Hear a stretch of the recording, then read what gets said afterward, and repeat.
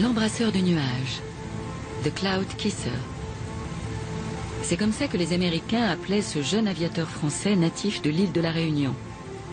Roland Garros, au péril de sa vie, décollait par tous les temps. Il fallait assurer le dernier spectacle à la mode, le meeting aérien.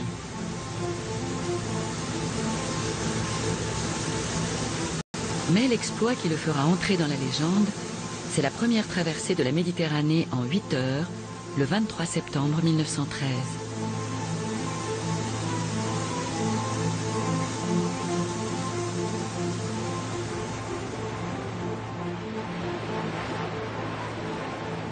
Place Roland-Garros, sous sa statue, dans le café qui porte son nom, ses descendants se souviennent. Moi, j'ai été élevée dans la vénération de Roland-Garros. D'abord par papa, mon père, qui était un fou d'aviation. Dans toutes les familles, enfin dans tous les foyers, il y a eu un garçon qui s'est appelé Roland. Le prénom de Roland, c'était devenu, je dirais presque une garantie de réussite. Et puis c'était un hommage aussi à tout ça. J'avais un grand-oncle qui a failli rejoindre les aviateurs. Et à chaque fois, il me parlait de Garros. Et un jour, on lui a dit, on va à La Réunion. Et il a dit, ah, La Réunion, le pays de Garros. Ça, pour lui, c'était le pays de Garros.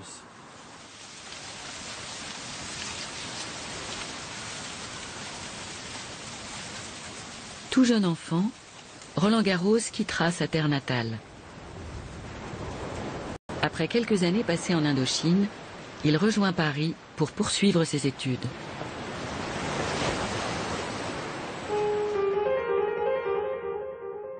En 1908, Garros a 20 ans. Paris est alors la ville lumière qui attire tous les inventeurs et les créateurs. Depuis 10 ans, les merveilleux fous volants et autres sauteurs de tours font de la France le berceau de l'aviation.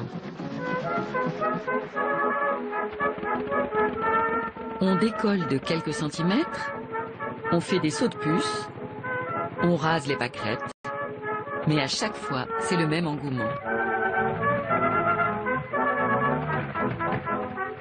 La griserie est contagieuse, et souvent ce sont des familles entières qui engagent leur vie dans l'aventure. Les frères voisins mettent au point un biplan qui fera date. Les frères Farman leur passent commande.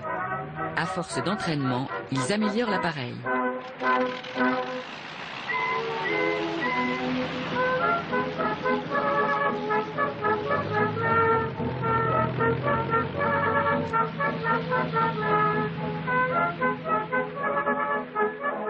Comme les bateaux, les avions sont souvent baptisés du nom d'une femme.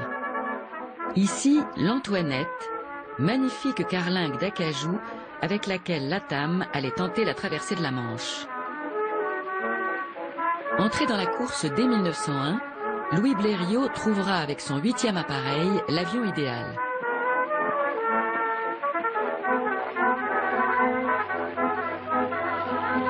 La foule accourt pour acclamer ses héros. Porté par cette ambiance d'euphorie, le jeune Garros achète son premier avion, une demoiselle ultra légère de bambou et de soie.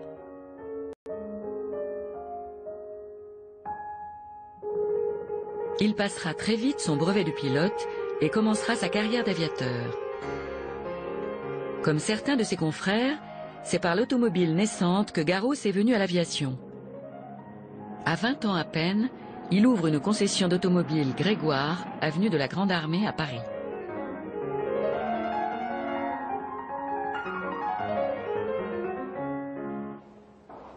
Catherine Monory est faite de la même étoffe que les héros des premiers temps. Cette double championne du monde de voltige aérienne nous ouvre les portes de son musée. J'ai tendance à me sentir l'héritière de tous ces formidables pionniers dans le musée. Parce que c'est absolument extraordinaire l'ambiance qu'il y a à cette époque-là, l'émulation. Il y a là-dedans l'esprit des pionniers, l'esprit explorateur qui est l'esprit humain, qui fait qu'on va toujours aux limites de ce qu'on est capable de faire. À ce moment-là, ils ont les avions les plus extraordinaires. Ils sont au top de ce qu'on peut avoir de performant. On essaie de battre les records parce qu'on a le meilleur avion possible, la meilleure préparation. Roland Garros va partir, lui, faire voler avec le cirque Moisan. Il a 22 ans. Ça va lui donner une expérience extraordinaire. Tous les jours, il va pouvoir voler. Il va apprendre à naviguer. Il va apprendre à piloter de mieux en mieux, à faire de la voltige. Cet homme a consacré une bonne partie de sa vie à reconstituer la brève et fulgurante carrière de son illustre aïeul. Il redécouvre les albums de famille déposés au musée. Instinctivement, Garros a tout de suite compris, a assimilé le pilotage immédiatement. Et John Moisan organise avec son frère Albert la première tournée d'un cirque aéronautique aux États-Unis. Il a 3 heures de vol quand il est engagé pour les États-Unis. Il a suffi qu'il regarde, qu'il se présente, et il a été immédiatement engagé pour aller concourir contre les meilleurs pilotes du monde. En fait, il avait un avion qui était plutôt une mobilette par rapport aux Formule 1 qui étaient les Blériot, les Voisins, les Antoinette et tous ces machins-là. Pendant 6 mois aux États-Unis, tous les jours, il volait 2, 3, 4 fois. Il faisait 2, 3, 4 vols. Ça vous forme quand même.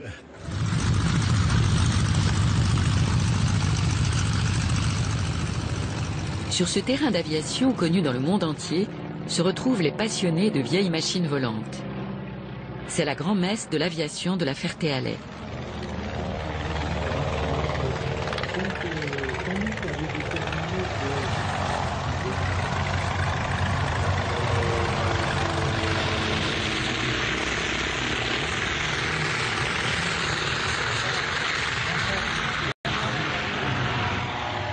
La Ferté, c'est une histoire de famille. Le créateur du meeting était un contemporain de Garros, Jean-Baptiste Salis. Ses descendants sont tous aviateurs, et Baptiste, l'un de ses petits-fils, est le digne héritier de cette passion aéronautique. Voilà, effectivement, aujourd'hui, vous avez pu voir un panel un petit peu historique de l'aviation, et notamment dans la technique. Donc, du coup, ça sous-entend forcément un pilotage très différent.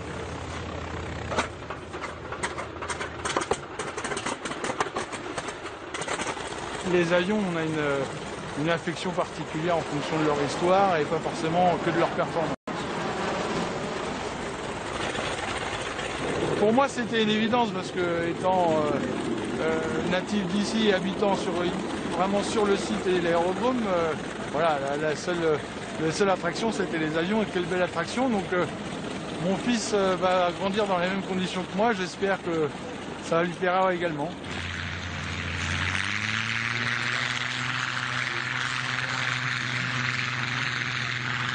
Depuis l'époque de Garros et du mythique cirque Moisan, qui sillonnait les États-Unis, le spectacle aéronautique est assuré par un petit club international de voltigeurs, dont font partie Baptiste Salis et Catherine Monoury.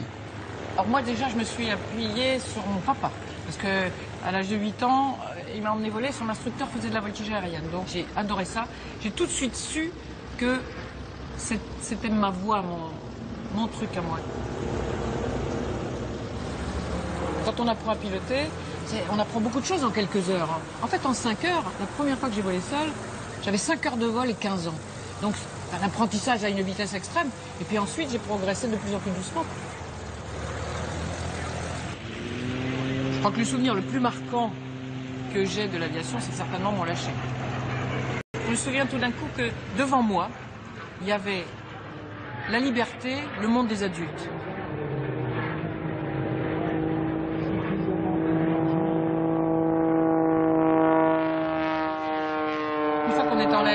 En quelques secondes, on dit c'est bien gentil, mais il va falloir rentrer et il n'y a plus personne qui pourra m'aider.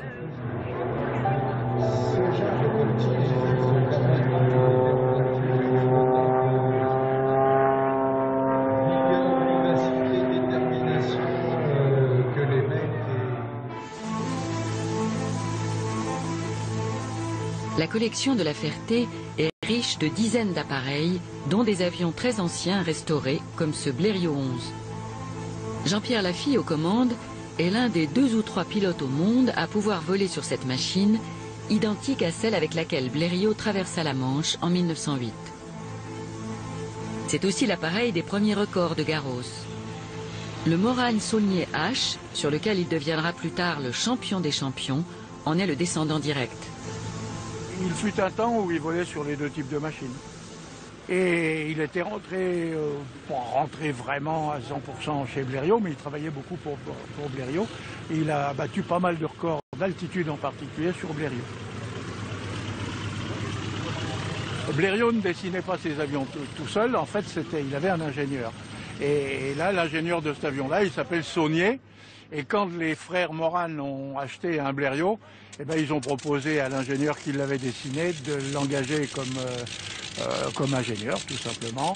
Saulnier a supprimé tous ces petits défauts de traînée. Et en plus, il avait affiné le fuselage, il l'avait entoilé complètement.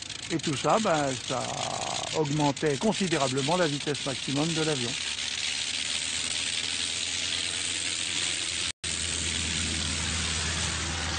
Donc, c'est le même monsieur qui a dessiné les Blériot et les Morane.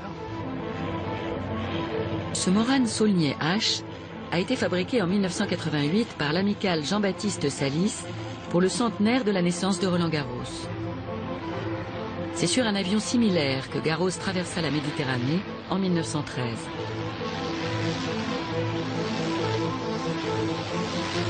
À l'occasion du centenaire de cet exploit, d'autres passionnés tentent de réaliser une nouvelle réplique de cet avion. Ok Thomas, on va soulever la caisse. C'est un grand jour pour Réplicaire. La pièce majeure vient d'arriver de Nouvelle-Zélande. Un moteur avec son hélice de bois.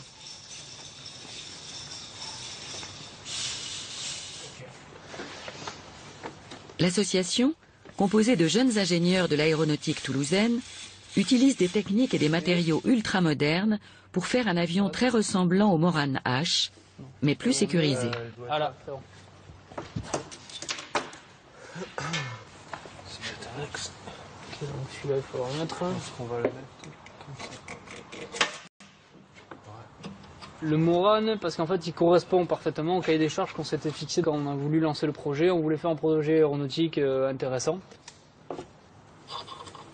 Bon, il faudra enlever tout ça. Et puis on s'est dit que ce serait bien de reconstruire un avion ancien parce que c'est des techniques de construction assez simples, qui sont assez simples à mettre en œuvre en tout cas, par des amateurs.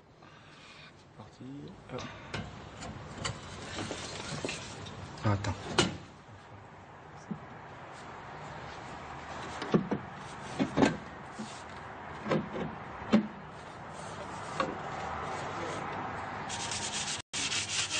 Tous ceux qui ont participé à la construction, on a fait signer. C'est la seule pièce de l'avion qui sera signée par tous les membres qui ont participé. Un avion qui soit représentatif d'une période donnée, un avion sain, parce que le but c'est pas d'aller se tuer avec, donc un avion qui soit relativement sain et réputé comme tel.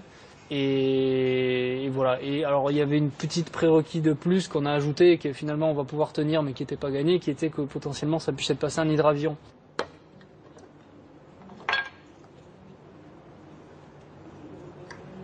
Et donc le Morane Saulnier, c'est le candidat parfait parce qu'il était piloté par Garros, que tout le monde connaît le nom Garros, mais peu de gens savaient qu'est-ce qu'il a réellement fait. Donc ça c'était intéressant du point de vue historique. Alors la structure, là c'est la structure définitive de l'avion. Là on a collé le plancher définitivement sur le longeron, donc ça c'est figé. Donc en fait c'est une des premières étapes qui permet vraiment de rigidifier le fuselage. Donc là si on a une boîte, ici là, rigide, avec le bâti, le plancher, donc on essaie d'y mettre la manche par-dessus. Ouais. Allez c'est parti. Donc celui-là, comme ça. Tout ce qui est technique de construction ont été respecté, les dimensions sont respectées, l'ultra-majorité des pièces ont été refaites à partir des plans d'origine et donc respectent l'idée générale. Au-delà de la reconstitution d'un avion, leur ambition est de réussir à leur tour le même exploit que Roland-Garros, presque dans les mêmes conditions. Ben, ça reste quand même un vol de plus de 8 heures sur un avion de conception 1912. Donc même si on a la sécurité accrue du haut moteur, ça reste quand même un gros challenge. Et donc ça sera une belle épopée.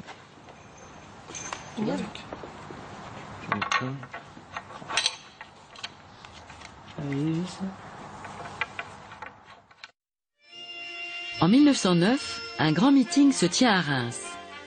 Il scelle le destin du jeune Garros qui n'est alors qu'un simple spectateur. Littéralement fasciné, il décide de devenir pilote à tout prix.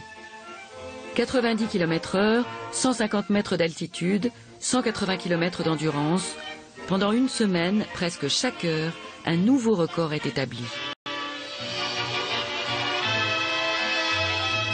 Ensuite est arrivé donc ce meeting extraordinaire de Reims qui a attiré plus de 800 000 personnes. 800 000 personnes à cette époque-là, c'était très lourd à déplacer.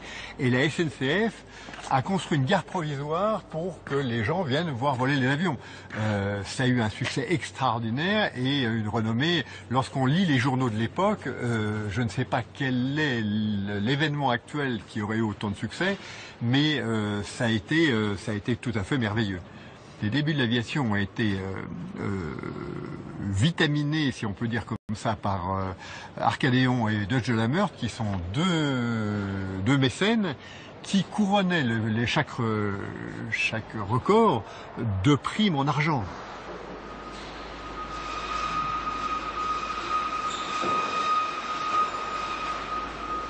Henri était pilote et constructeur d'avion, ou alors constructeur d'avion et pilote.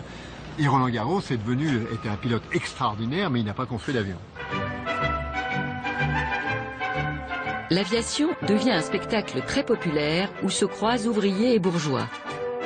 La presse, qui tient avec ce nouveau sport un grand feuilleton à rebondissement, organise, finance et récompense à grand prix raids et meetings. Une compétition amicale mais féroce s'est instaurée entre les principales figures de l'aviation. Védrine, aussi hâbleur que Garros est réservé, le devance au Paris-Madrid. Et plus tard, Pégou, le magnifique, qui ose tout, effectue le premier looping, une boucle complète, la première figure de voltige que Garros lui jalouse.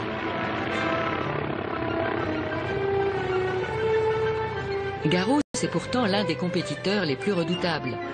Il remporte coup sur coup des records d'altitude et de distance. Son orgueil le pousse à battre ses concurrents sur leur propre machine qu'il rachète. En 1912, 3 ans après le meeting de Reims, Garros se retrouve la vedette du circuit d'Anjou qu'il remporte, un raid de 1000 km reliant Angers, Cholet et Saumur. C'est à l'issue du circuit d'Anjou que Garros reçoit le titre de champion des champions. Lui qui a été jusque-là un peu ridiculisé par la presse sous le nom de l'Éternel Second, il devient le champion des champions parce que il est le seul à avoir volé à cause du temps mauvais. Garros pilote un Blériot 50 chevaux, ce qui le ridiculise par rapport à tous les autres qui ont des avions 2 fois ou 3 fois plus puissants. Pour lui, ce n'est pas le pilote qui est rapide et qui fait des galipettes au-dessus d'un stade qui est intéressant, c'est celui qui monte le plus haut et qui va le plus loin. L'altitude demandait des appareils plus solides, plus fiables. Il a professé ses vérités pendant un certain temps avant de lui-même tomber dans le gouffre de la vitesse.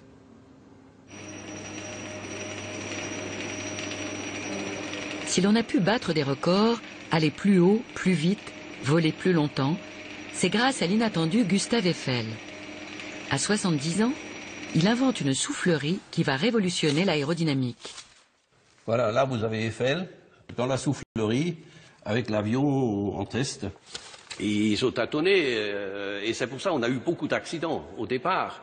parce qu'on ne comprenait pas le fonctionnement d'un avion. Et Eiffel, quand il a fait les premiers essais, il a vu que l'aile est aspirée 2 fois plus vers le ciel que poussée par le bas.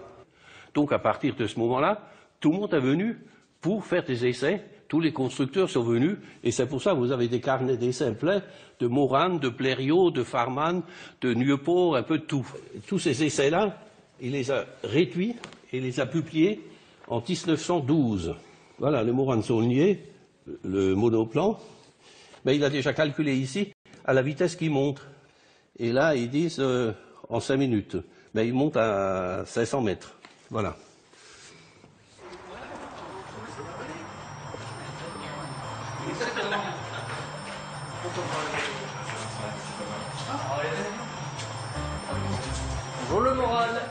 La construction de cette réplique demande de marier les savoirs traditionnels aux technologies les plus avancées, utilisées pour la fabrication des Airbus et des fusées. Ouais, d'accord. Ça c'est pour les ailes.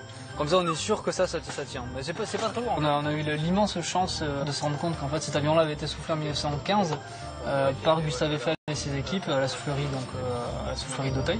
Donc ça nous a permis en fait de récupérer les données d'origine ou les données de soufflerie, les résultats d'essai. Donc ce qui était inespéré pour un avion aussi ancien.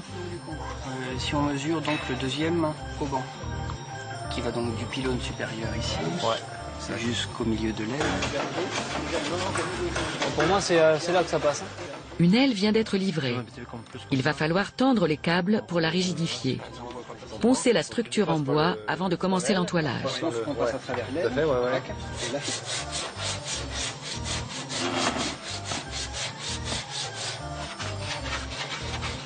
Niels est un voltigeur reconnu. C'est à ce titre qu'il aura le privilège d'être le premier à voler sur cet avion dont il soigne jalousement chaque détail. On comprend pourquoi.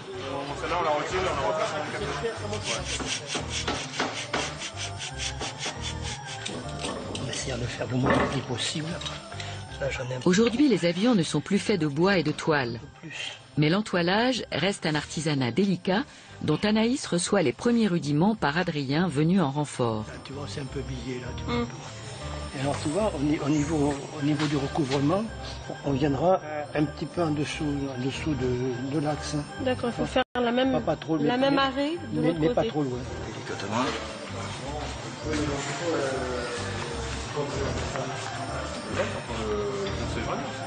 Le prendre de ton côté Je vais peut-être le prendre tout seul. Tu vas le rattraper de l'autre côté.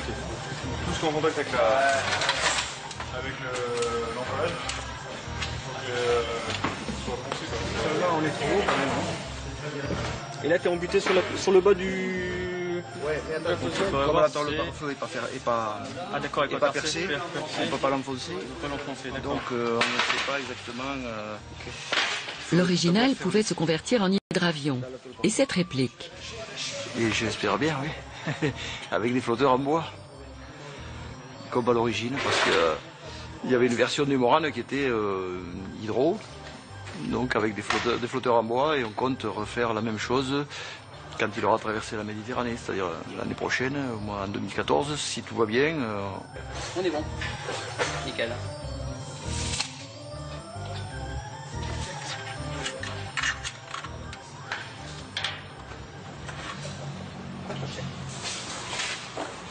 Pour lui, l'appareil idéal était celui qui était fiable. Et l'appareil rapide n'était pas encore suffisamment fiable. Garros rencontre Morane et Saulnier qui lui présentent le Morane H. Et il l'essaye. Garros atterrit. Il dit « Ah oui, il est beaucoup trop lourd et il est beaucoup trop rapide.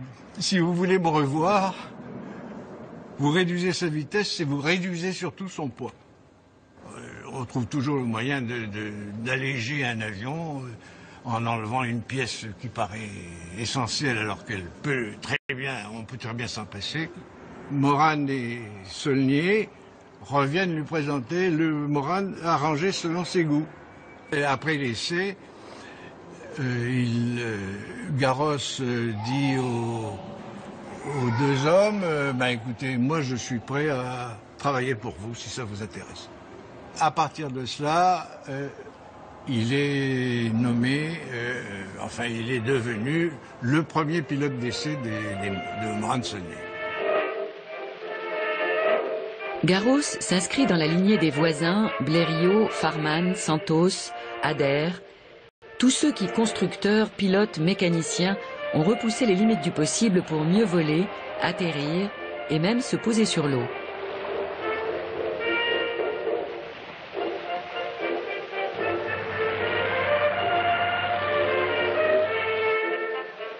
Dans une course effrénée, Garros et Le Gagneux franchissent à tour de rôle 3, 4, 5 000 et bientôt 6 000 mètres.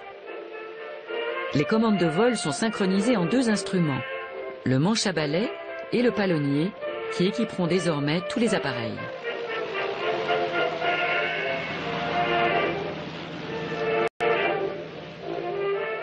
Les pilotes sont sollicités en permanence par les constructeurs qui se disputent la notoriété et les nouveaux débouchés à venir.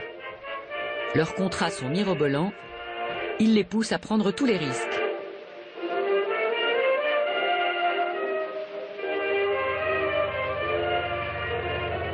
Dans son contrat sont prévus 2 exploits correspondant à un record d'altitude. Alors le premier, c'est le record d'altitude qu'il va battre à Tunis. Le deuxième, c'est le vol Tunis-Rome qu'il fait avec ce même Morane H. Je crois que c'est à partir de là qu'il pense à la traversée de la Méditerranée, de la côte nord à la Tunisie. Garros avait accumulé les titres. Il était devenu le champion des champions, le chouchou de la presse et l'ami des futuristes et des symbolistes, séduit par ce jeune homme élégant et discret auquel tout semblait réussir. Jean Cocteau a écrit sur Garros, dessiné Garros et volé avec lui. Mais Garros voulait marquer les esprits par un grand exploit qui donnerait à l'aviation toute sa dimension. Dans le plus grand secret, il conçoit le projet de traverser la Méditerranée. 4 ans plus tôt, il y a eu cet exploit remarquable, la première traversée de la Manche, ce qui représente une trentaine de minutes et une quarantaine de kilomètres.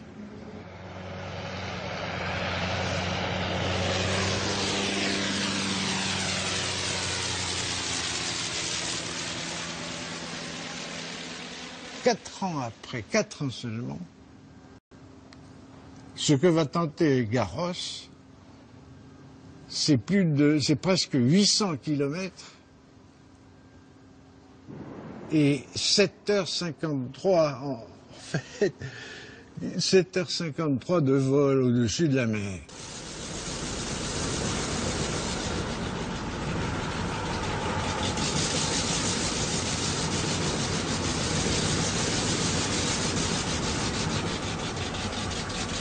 Il ne faut pas oublier que le moteur de Blériot était tout juste capable de décoller la machine avec 30 litres d'essence, alors que en 1913, les avions étaient capables de décoller avec à peu près 200 litres de carburant et 50 litres d'huile. Dès le plus jeune âge, j'ai souvent rêvé qu'il m'était donné de voler, sans machine, avec les seules ressources de mon corps. J'arrivais sur l'obstacle, porté, poussé par des forces inconnues et par un dédoublement que j'avais éprouvé maintes fois. Je me regardais passer comme si c'était un autre. Dans les moments ingrats de l'engourdissement matinal, j'avais pensé aux impressions du condamné qu'on mène à l'échafaud. Ces dernières heures avaient un goût rare. Je me voyais suivre ma destinée.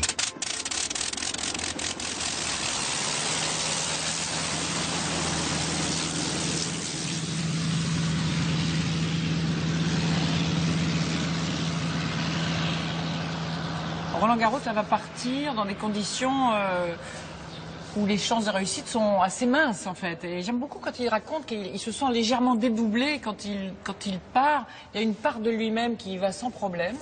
Une part qui dit s'il jouait la roulette russe, ce serait presque pareil. Mais il y va. Dépassant les brumes, j'arrivais vers 1000 mètres, dans les régions limpides. Déjà guère plus de 20 minutes que j'étais en route.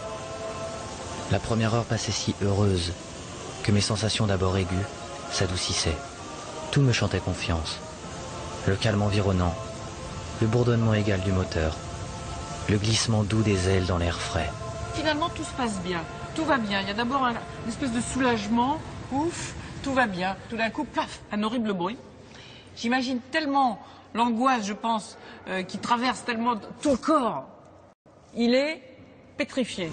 Soudain, un éclatement sinistre de métal brisé, un ébranlement de tout l'appareil. La tôle était percée. Il en sortait des gouttes d'huile noire que le vent me jetait à la figure. Cependant, le moteur continuait à tourner avec un cognement régulier qui se répercutait dans tout mon corps. Je me sens perdu.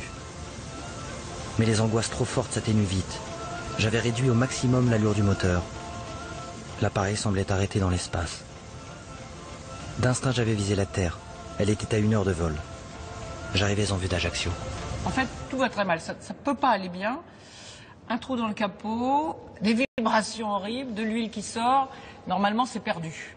C'est cette pièce, c'est l'une de ces deux-là, échappement ou admission. Hein. Il y a une goupille ici qui a dû partir. Le chapeau, là, s'est dévissé et c'est parti. Mais comme c'est la force centrifuge qui tient la soupape, en fait, il n'y avait pas de danger pendant le vol. Je m'habituais à cette terrible trépidation. Ce moteur qui marche depuis 5 heures avec une pièce en moins. Atterrir serait mutiler cette traversée. Abîmer un rêve. Je n'oublierai jamais ce moment d'hésitation. Nouvelle alerte. Un clic de rupture d'une netteté lugubre dans cette solitude. Mon cœur se contracta. C'était une impression étrange de penser que peut-être j'allais disparaître. Pourquoi? Par luxe. Pour vivre une jolie aventure, quitte à en mourir. Il y a tout pour s'arrêter. Il y a vraiment tout pour s'arrêter. Et puis, son sens de la compétition, son envie de gagner, va faire que, il va tenter le coup quand même. Il tente le coup. Et je comprends tellement quand il m'est sauvé, quand il aperçoit les 3 bateaux qui vont faire que maintenant, il va plus mourir. Tout d'un coup, il le sait, alors que jusque-là, quelque part, il est prêt à accepter ça pour cette réussite-là. C'était quand même très gonflé. Et ma foi, il y a très peu de gens qui auraient osé faire ça. Garros était un monsieur qui osait. Ça lui a pas toujours réussi, mais en général, oui. 3 torpilleurs. Sauvés. Sauvés. Je coupais l'allumage et plongeais en spirale dans les nuages. Les torpilleurs grossirent. Ils avançaient de front à toute vapeur vers Cagliari et ne me voyaient pas. Ils s'arrêtèrent enfin. Je m'efforçais de remettre mon moteur en marche. Ce fut pénible. J'échappais de justesse à un bain ridicule. Et poursuivi par mes 3 convoyeurs, je repris la route de Bizerte que leur sillage avait tracée sur l'eau.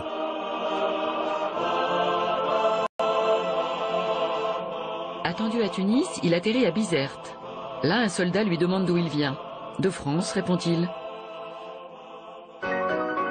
De retour à Paris, il est accueilli en héros. L'homme discret et timide est propulsé sur le devant de la scène. Son exploit a un retentissement international. Mais Garros garde la tête froide, et 5 jours plus tard, on le retrouve au meeting de Reims, puis en compétition sur les lacs italiens.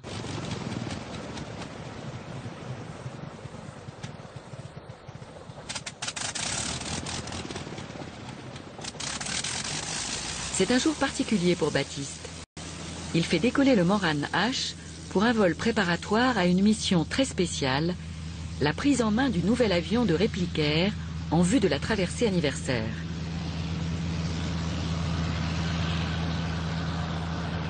Oui, j'ai vu l'avion, je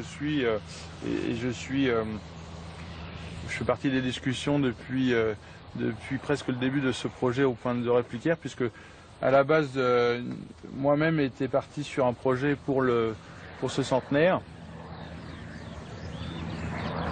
Effectivement, j'essaye de les suivre, pas forcément d'une manière concrète à travailler sur l'avion, puisque on m'a fait l'honneur de me pressentir comme pilote, donc voilà. Techniquement, c'est déjà une vraie aventure. Après, physiquement, effectivement, se retrouver pendant 7 heures quasiment au-dessus de l'eau, c'est pas forcément une activité simple. Et puis 7 heures de vol dans un petit avion à tête découverte, physiquement, il va falloir les tenir, monter en altitude, les températures qui vont changer. Vous voyez, un soleil qui peut être un peu perspicace et vous abîmer un peu les yeux.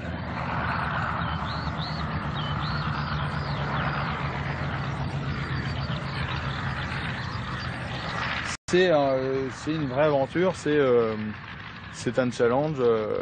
Alors nous, on a la chance de savoir que tout sera mis en place pour que ce soit possible et on sait que c'est possible puisque Roland Garros l'a fait. Donc nous, on ne part pas dans l'inconnu du complet, mais ça va sans doute rester une épreuve, une véritable épreuve quand même. C'est pendant le Salon du Bourget que le Morane de Répliquaire est exposé au public.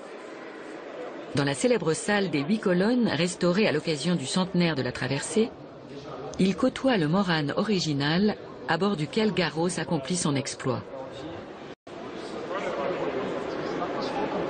Comment quoi? Non, lui, il est repris. Le fait d'avoir Baptiste Salis dans l'équipe, c'est un plus. C'est un plus parce que ça permet d'avoir tout le recul que Baptiste et sa famille et la Ferté-Alais peuvent avoir sur la version ancienne. On va imaginer qu'on se retrouve juste aujourd'hui, comme par hasard, au musée de l'air entre deux avions qui ont une très grande similitude puisqu'ils sont censés être frères. On n'est pas juste là aujourd'hui à faire une comparaison, on en est juste à vérifier si on a bien appris ou si on n'a pas oublié des petites choses, des petits détails, puisque maintenant, voilà, on a beau voir 10 fois la pièce, finalement il manque un petit truc. La ferrure d'âge, quoi. Mais par contre, tu as vu, il y a la ferrure, elle a les pattes, elle est prise en sandwich. Tout à fait, comme c'est ça, pareil. Et elle reprend là-haut. Ouais. 6 mois après la traversée de la Méditerranée, la Grande Guerre éclate. L'aviation militaire n'est pas encore née, il faut la créer de toutes pièces. Dès lors, les progrès sont foudroyants et révolutionnent la jeune industrie aéronautique. Le Morane H, celui de la traversée, se métamorphose en Morane L, dit parasol. Les ailes sont surélevées au-dessus du pilote, qui pourra dorénavant actionner une mitrailleuse. Il est fabriqué en grande série. Roland Garros va faire une guerre évidemment très motivée, puisque comme il vient de la Réunion, il ne serait pas obligé de s'engager. Les aviateurs de la Première Guerre viennent presque tous de la cavalerie. Parce que, encore plus à cette époque que maintenant, chaque avion a une personnalité. Et surtout, il y a une espèce d'osmose entre le pilote et sa machine qui vont faire corps. Vous êtes le maître, mais vous devez tenir compte de ce que vous dit l'avion. L'avion prévient. Il y a un duo pilote-avion, comme il y a un duo cavalier-cheval. C'était des anciens copains, des gens qui faisaient les compétitions ensemble, qui faisaient le Tour d'Europe, qui ont fait plein de compétitions à Reims, un peu partout. Ils étaient copains, ils se retrouvaient face à face, ils se tiraient dessus. Donc il y avait forcément un reste d'amitié et un esprit chevaleresque quasi automatique. Cet esprit chevaleresque poussait les premiers combattants du ciel à revenir par les airs jeter des couronnes sur les dépouilles des pilotes amis qu'ils venaient d'abattre. Pégou, l'homme du premier looping, reçut cet honneur.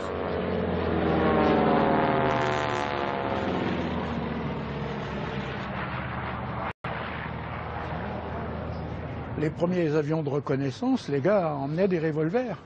Modèle 92, s'il te plaît. Hein. Et puis, ils se tiraillaient un peu.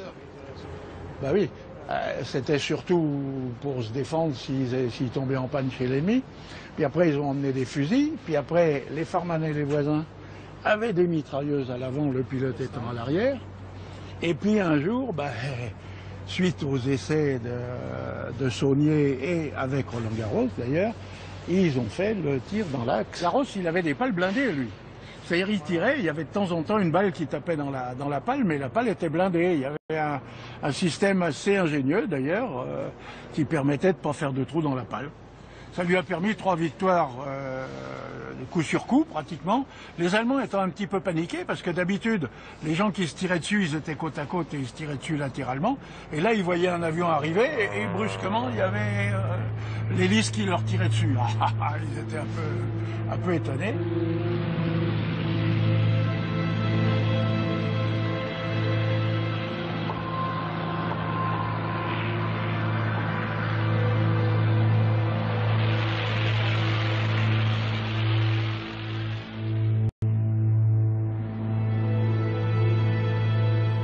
malheureusement, il tombe en panne d'ailleurs, et il tombe dans les lignes ennemies. Il n'a pas le temps de détruire son avion, donc son invention va être reprise par Fokker et redéveloppée, et elle va beaucoup servir au développement de la guerre. Il va être 3 ans prisonnier, ce qui est long, et bien sûr il essaie de s'échapper autant qu'il peut, mais il n'y arrivera que 3 ans après. Et après on essaie, puisqu'il est si inventif, si passionnant de le garder derrière les lignes pour qu'il donne des tas de conseils, mais il veut voler. C'est un aviateur dans l'âme, il va retourner au combat, avec 3 ans quand même qui l'ont affaibli, un peu rendu malade, et sa vue a beaucoup baissé, et il a perdu l'entraînement, ça va être beaucoup plus difficile pour lui, et malheureusement, il va être abattu, mais il aura fait preuve d'un courage et d'une motivation absolument extraordinaire durant toute cette guerre. Les circonstances de la mort de Garros restent un mystère. Que s'est-il passé ce 5 octobre 1918 dans le ciel des Ardennes? Plusieurs versions circulent. L'aviation avait considérablement évolué entre la chute de Garros, il a dû se planter sur Morane N, et il s'est retrouvé sur Spad. C'était plus du tout ni le même avion, ni la même aviation.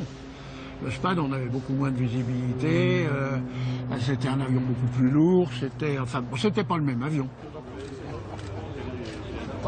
Il a terminé sur un avion de ce type. Ouais. C'est le plus vieux Spad 13 connu, et c'est le seul qui vole. Alors je parle au niveau mondial, hein, donc c'est quand même assez exceptionnel d'avoir cette machine-là. Après, donc on a un moteur d'origine, qui est un V8 Hispano-Suiza de 220 chevaux, avec une vitesse de pointe maximum de 220 km/h en palier. Mais l'avion était capable d'atteindre 450 km/h. C'était d'ailleurs une des manœuvres d'esquive qui était utilisée par les pilotes de Spad pour distancer leurs adversaires allemands, qui n'étaient pas en mesure de les suivre. Donc 450 km/h pour une machine de cette époque-là, ça montre aussi la robustesse de la cellule. Même sa mort va participer du développement de l'histoire de l'aviation. Parce qu'en fait, son avion explose. C'est-à-dire que son avion casse. Beaucoup d'avions ont tendance à casser en vol comme ça parce que on tire dessus. On prend des facteurs de charge. Il fait de la voltige avec, il tire et l'avion souffre. Vous allez prendre 5G, c'est-à-dire que vous pesez 5 fois votre poids et l'avion, s'il pèse 150 kg, eh bien, il va en peser 600 ou quelque chose comme ça. Il semblerait, mais on n'en est pas absolument certain, qu'il a eu un problème de mitrailleuse et que la mitrailleuse ait coupé une pale. À partir de ce moment-là, vous coupez une pale d'un avion, la vibration est telle que le moteur tombe. Hein. À ce moment-là, le pilote peut se considérer comme mort dans les quelques secondes qui vont suivre. Il n'a pas été abattu par faute de pilotage, hein. C'est vraiment un fait de guerre.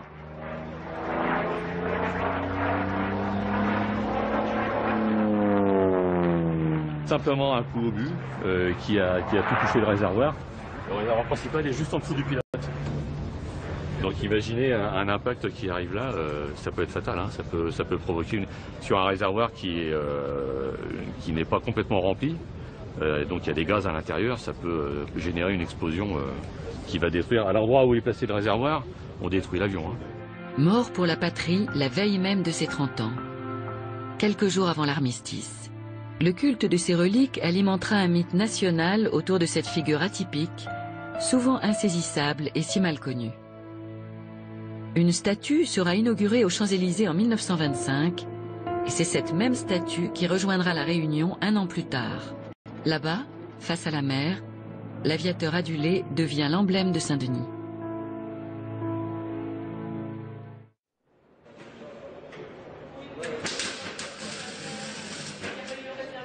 C'est l'heure de vérité pour Réplicaire. Le Morane est enfin prêt pour son premier vol d'essai.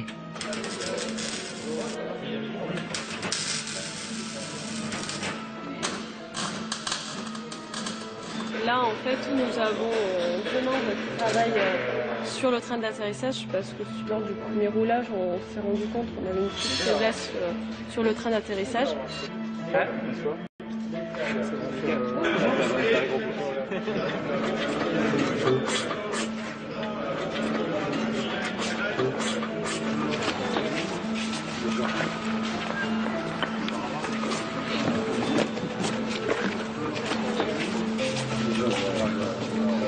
Dans l'autre sens, tout au bout, tu devrais d'accord, tu roules jusque là-haut, on jette un coup d'œil encore. On tourne, on est content, on se... Christophe et Niels, les deux pilotes, prennent leur marque.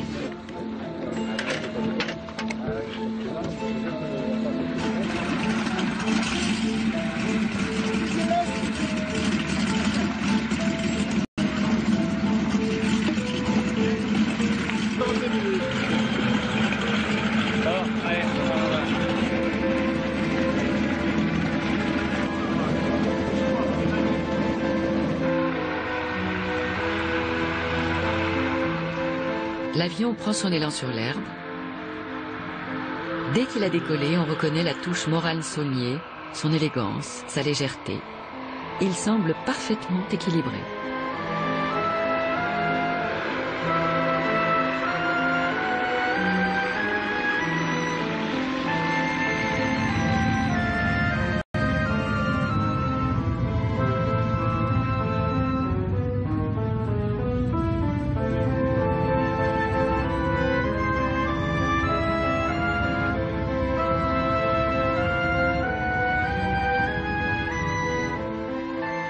Ce petit tour d'un quart d'heure à basse altitude se déroule comme dans un rêve ancien, redevenu réalité presque 100 ans après.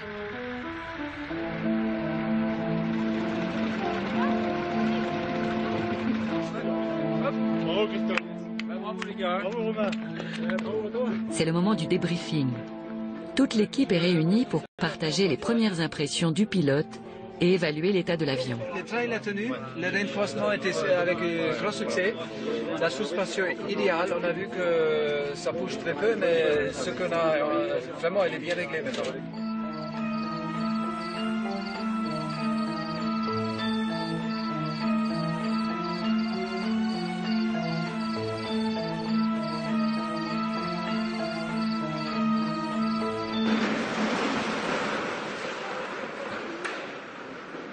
C'est donc le premier vol hier soir, et donc on a pu on a compris aujourd'hui tout ce qui s'est passé hier. On a tout compris pourquoi ça s'est passé hier comme ça. Donc on a corrigé ça, et donc là, enfin, donc on a un deuxième vol d'essai. Donc je m'aligne ici, donc avec l'axe 18, ouais. Et je fais un roulage de basse vitesse.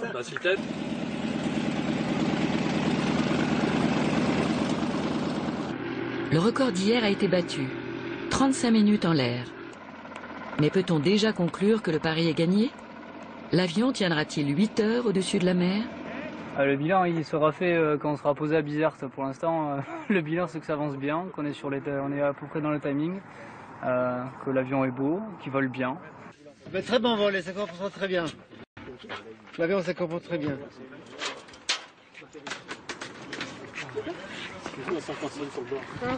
Bon, ben bravo, bonjour. Merci. Je fais la bise. Merci. Ouais, je suis très content. Ça se pilote bien? Ça se pilote très bien. C'est vrai? Ça se pilote très bien. Salut. Bonjour.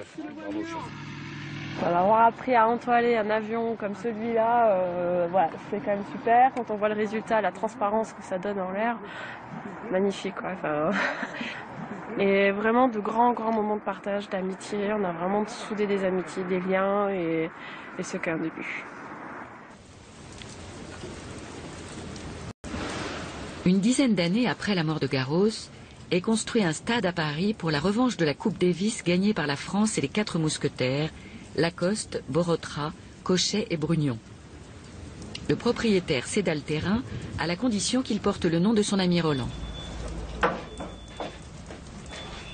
À la veille de l'ouverture du célèbre tournoi du Grand Chelem, une drôle de bestiole arrive sous une pluie battante. Elle semble avoir perdu ses ailes.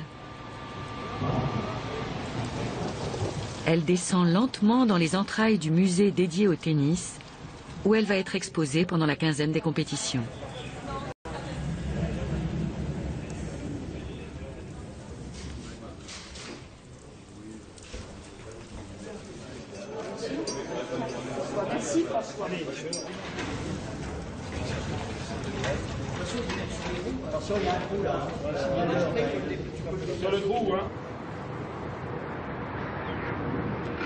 Moins d'un siècle après son exploit, le sentier aérien qu'avait tracé Garros est devenu une autoroute de l'espace. L'aviation aura permis à ce petit bout de France qu'est l'île de la Réunion, perdu dans l'océan Indien, de se rapprocher de la métropole que Roland Garros, en son temps, avait su séduire et conquérir. Il revendiquait son origine réunionnaise. Il a toujours mis en avant qu'il était créole de la Réunion, que ses racines étaient ici. Et nous, ici, je dirais que sa gloire retombait un petit peu sur tous les Réunionnais. Oui, il y a un cousinage éloigné, mais il existe.